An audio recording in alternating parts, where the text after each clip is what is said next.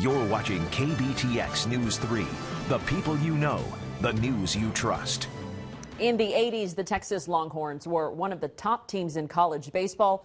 Texas A&M was up and coming, and after 6 straight losses to the Longhorns, the Aggies took them down 2-1 in the spring of 1989. In this edition of Where Are They Now?, News 3's Courtney Burris catches up with John Byington, a guy whose home runs created one of the most magical days in Aggie baseball history.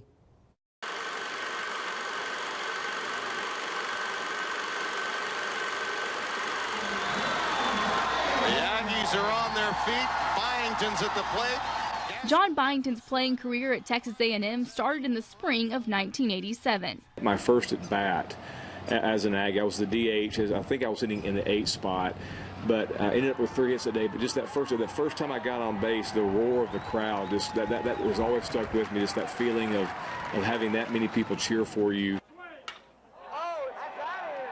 Byington had success each of the 3 seasons he played for the Aggies, but his heroics against a tough Texas team his junior year are what some people say define Olsen magic. It was a 3-game series and A&M lost the first game. In the second game, A&M was down by 5 heading into the 9th inning. That's when the dramatic rally began. It was all tied up 14-14 when Byington came up to bat. Byington the hitter, Dressendorfer's pitch. There's a long drive. It's over. The ball will fall out of here. Byington hit a grand slam home run to lift the Aggies over the Longhorns 18-14, but he didn't stop there. In the final game of the series, Byington created some magic at Olsen. This is their #1 reliever. We'll see what happens. Left center field. It could be. It is a home run. With that, A&M won the series over Texas, and history was made. Yeah, it was kind of a dream. I think we're going to get him voted for president if we can.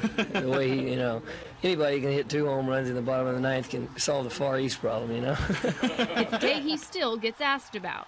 People I do know, some people I don't know, and they really, build me up and honor me for that. And so it's a privilege, it's a blessing to be able to be a part of the history like that.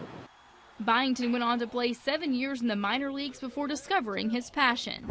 Here we go, all the way, let's go. These days, you'll find him in Abilene, where he's the head coach of the McMurray Warhawks. I have a great staff, a great assistant right now has helped me, and a great group of guys to work with. I love it. I love them. This is a calling. I enjoy being out here every day. Athleticism right there, baby. Byington has spent most of his life on the diamond, and he wouldn't have it any other way. Believe it or not, probably my biggest hobby is the Houston Astros.